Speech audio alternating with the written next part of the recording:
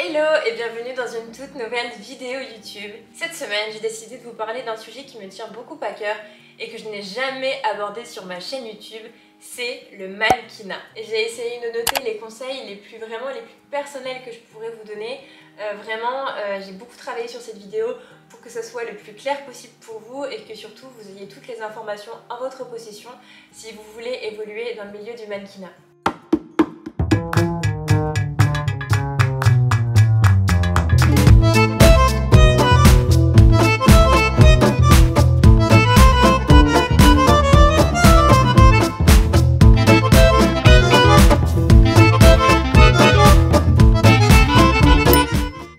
Je vais d'abord vous parler de mon expérience à moi. Je pense que c'est bien de commencer par le commencement.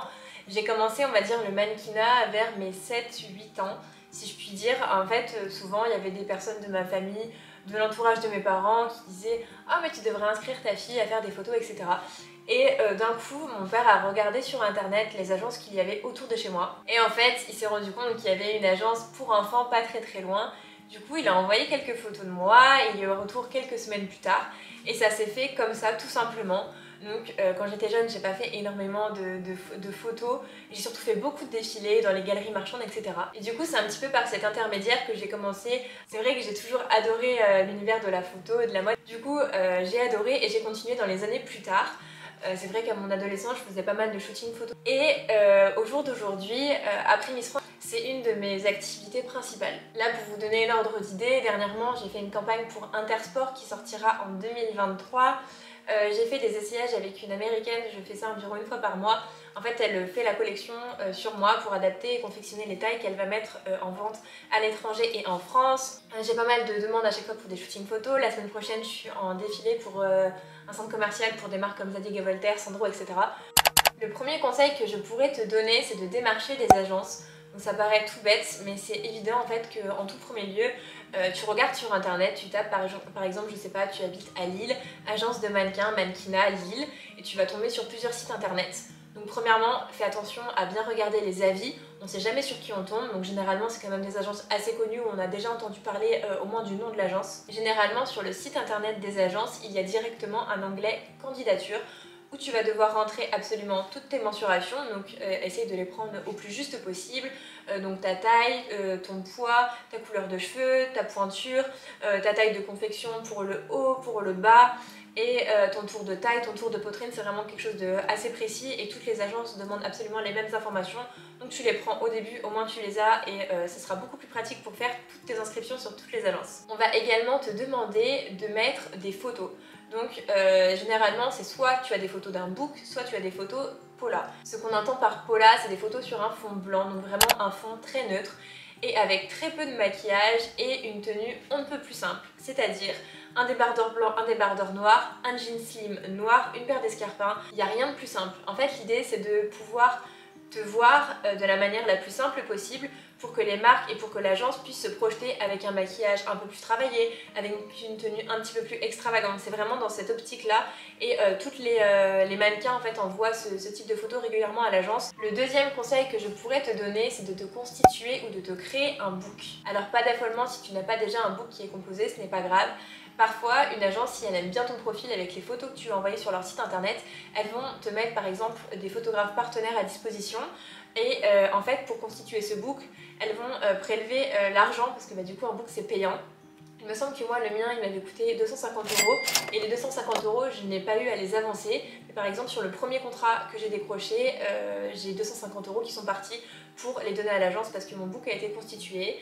Sinon, tu peux faire un book avec d'autres photographes qui sont spécialisés dans le mannequinat. Attention, tous les photographes ne font pas des books, c'est vraiment des photos qui sont spécifiques. Généralement, dans un book, c'est des photos qui sont faites en studio, donc pas vraiment en extérieur, sur un fond encore une fois neutre et avec peu de maquillage, des poses un petit peu plus farfelues et un petit peu plus rock'n'roll si je puis dire, des poses très mode, un petit peu comme vous voyez dans les magazines, avec plein de styles différents, donc un style un peu plus rock, un peu plus mode. L'idée c'est vraiment que toutes les marques puissent se reconnaître à l'intérieur de votre book et qu'il soit le plus varié possible. Une chose que je trouve importante à dire, généralement quand on a en dessous de 18 ans, c'est pas très grave si vous n'avez pas de book, généralement voilà, les marques elles vont vous aider volontiers. J'ai remarqué qu'après 18 ans, vraiment quand on est, quand on est majeur, C'est plus compliqué quand on envoie, je trouve, des photos à une agence sans book. Elles sont des fois parfois plus réticentes à vous accepter par exemple dans l'agence parce que les photos des fois ça peut ne pas suffire et ils ont vraiment besoin de s'imaginer avec des vraies photos. Donc ce que je vous conseille dans ce cas-là, c'est d'aller démarcher des photographes à côté pour vous faire un book. Vous avez plein d'exemples sur internet de photos. Je vous mettrai d'ailleurs quelques exemples de photos de mon book que j'ai fait il y a quelques années maintenant. J'ai bien changé, c'est vrai que c'est intéressant de le mettre régulièrement à jour pour que du coup ça soit votre vraie tête et pas votre tête d'il y a 5 ans. Le troisième conseil que je pourrais te donner, c'est de trouver ton secteur. Alors là je pense qu'il y a plein de gens qui vont se dire comment ça trouver ton secteur. Alors en fait dans le mannequinat il y a plusieurs secteurs.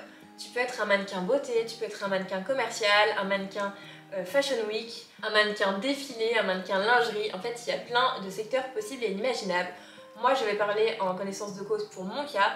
Moi on m'a toujours qualifiée de mannequin commercial, c'est-à-dire que j'ai une tête qui convient bien par exemple, c'est ce qu'on m'a toujours dit, donc je vous ressors un petit peu les termes, ça peut être un peu bizarre dit comme ça, mais j'ai une tête qui va bien par exemple pour mettre en avant des vêtements, donc pour des e-shops, pour des catalogues, en fait pour vraiment des marques pour qu'elles mettent en avant leurs produits. Voilà, c'est ce qu'on m'a toujours dit. Et je suis aussi positionnée sur tout ce qui est défilé, c'est-à-dire que par rapport à ma taille, par rapport à mon aventure des Miss, on me met très régulièrement sur des défilés. C'est quelque chose que j'aime bien, même si je préfère les photos et en plus de ça, la rémunération est beaucoup plus intéressante. Mais généralement, c'est pas toi qui choisis ton profil et ton secteur, c'est surtout l'agence. En fait, ils ont vraiment des codes et les marques également. Le quatrième conseil que je pourrais te donner, c'est d'arrêter d'écouter les préjugés. On a souvent entendu dire que les mannequins, elles devaient toutes faire une taille 32, une taille de guêpe. Loin de là, souvent on me demande mon poids et pour vous dire je ne me pèse jamais. Je trouve ça complètement aberrant, je mange ce que je veux, ce que j'ai envie. Et si une marque un jour me demande par exemple pour ce shooting tu dois faire telle taille, et bien écoutez, ils me prendront avec la taille que j'ai parce que au grand jamais je ne ferai un régime pour un shooting photo, vraiment jamais. Après il est vrai pour une chose, il y a des préjugés par exemple par rapport au défilé Fashion Week. Par exemple, moi je n'ai pas du tout le profil pour faire les défilés Fashion Week parce que je suis trop petite.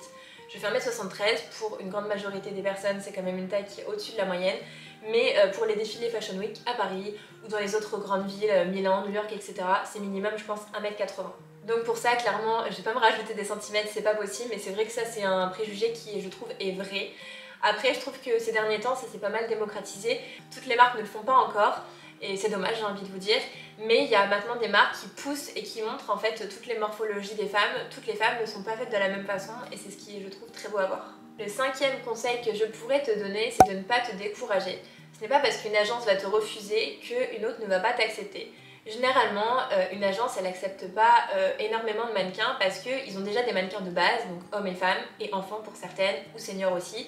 Mais le fait d'accepter par exemple, je sais pas, un certain profil, un nouveau profil dans l'agence, ça pourrait en fait porter préjudice à des mannequins qui ont à peu près le même profil.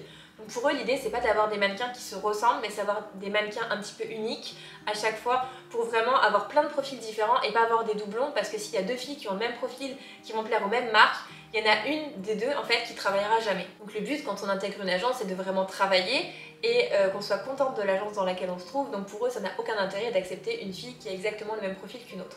C'est pour cela qu'il ne faut jamais se décourager et toujours aller de l'avant. Il n'existe pas qu'une agence sur Terre, il en existe plein. Il faut toujours faire attention aux avis, mais il en existe plein, il ne faut pas se décourager. Attention hein. Le dernier conseil que je pourrais te donner, après on va passer aux erreurs à ne pas commettre, donc attention, il ne faut pas quitter la vidéo maintenant, c'est d'être disponible. La majorité des contrats se font entre le lundi et le vendredi, il n'y a jamais de contrat le week-end, sauf exception, mais moi personnellement ça ne m'est jamais arrivé, sauf pour des défilés. Donc si tu t'amuses à t'inscrire dans des agences, mais par exemple que tu as école, que tu as un travail à côté, je te conseille pas de t'inscrire maintenant, ça ne sert à rien, puisque tu ne pourras pas accepter les contrats qui se trouvent entre le lundi et le vendredi. Et dès lors que tu vas refuser un ou deux contrats d'affilée, ensuite l'agence va se dire que tu n'es jamais disponible et ne te proposera donc plus de contrats. Donc il faut vraiment que tu te lances dans cette activité si tu es disponible à temps plein. Moi personnellement j'en ai fait les frais quand j'étais en bachelor et en master. On me proposait régulièrement des contrats et à chaque fois j'avais cours, donc c'était pas possible pour moi d'honorer les contrats et à chaque fois je devais refuser. Et du coup au bout d'un moment mon agence m'a dit bah écoute Julie t'es bien gentille mais tous les contrats là tu les refuses actuellement. Donc en fait je me suis mis en off, c'est à dire que je disais que j'avais l'école etc. Donc je les recontacterai dans plusieurs mois pour leur dire que voilà j'étais disponible à temps plein. Et du coup c'est ce qui s'est passé pour moi après Miss France, je me suis lancée à temps plein dedans et j'ai bien fait parce que je vois vraiment la différence avec avant quand je refusais tout le temps les contrats. Maintenant j'en ai 2 fois plus et c'est vraiment top. Maintenant globalement on va passer aux erreurs à ne pas commettre. c'est généralement on vous envoie, vous savez, très régulièrement des messages sur Instagram, des personnes est-ce que ça te dit de telle date à telle date, je pars dans tel pays, telle ville pour faire un shooting, j'ai repéré ton profil sur Instagram, j'adore, tu serais payé tant, tant et tant. Alors parfois ça peut déboucher sur des choses qui sont sérieuses, mais vous ne savez jamais sur qui vous tombez. Donc moi je mets vraiment un point d'honneur sur ça, je trouve que c'est super important de passer par une agence physique parce qu'au moins vous avez un contrat de travail, vous cotisez pour votre retraite et surtout une chose qui est super importante, c'est qu'en fait vous avez quelqu'un de confiance qui connaît la marque, qui connaît en fait l'interlocuteur de la marque en particulier. Sur Instagram, vous savez rien. C'est pour ça que j'ai toujours refusé les personnes qui me contactaient par Instagram. À part avant, quand par exemple j'étais pas encore en agence, il y avait des marques avec vraiment le logo certifié qui me contactaient. Et là par contre j'acceptais. Mais quand c'est des personnes qui vous envoient des messages, vous n'avez pas vraiment d'informations dessus, honnêtement je vous le conseille pas. Faut quand même faire attention à vous, des fois vous allez dans des villes, on vous paye le train, etc. Donc ça peut vous mettre en confiance.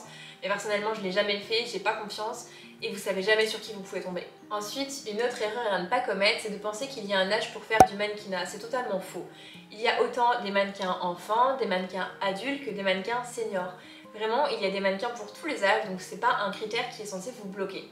Enfin, j'aimerais terminer cette vidéo par un sujet qui revient tout le temps, c'est la rémunération. Donc j'ai pas de tabou pour vous en parler. C'est vrai qu'en fait tout dépend du contrat que vous avez. Par exemple, ce qui paye le mieux, enfin la majorité des gens, je pense que vous vous en doutez, c'est tout ce qui est publicité télévisée. Donc dès lors que vous passez à la télé, les droits d'image, ça explose. Parce que du coup, vous touchez énormément de personnes, etc. Ensuite, une autre chose qui paye hyper bien dans le mannequinat, c'est dès lors que vous changez votre apparence physique. Donc si par exemple une marque de coiffure, je sais pas, vous changez votre longueur, votre coupe de cheveux, je sais pas, votre couleur de cheveux, et bien là aussi c'est quelque chose qui chiffre parce qu'on vous modifie votre apparence physique et du coup ça augmente également le prix sur le contrat. Après il existe du coup plusieurs contrats et en fait ce qui varie vraiment sur un contrat de mannequinat, c'est les droits d'image. En fait les droits d'image c'est ce que vous allez dire ok je suis d'accord que les photos apparaissent sur tel endroit, tel endroit, tel endroit.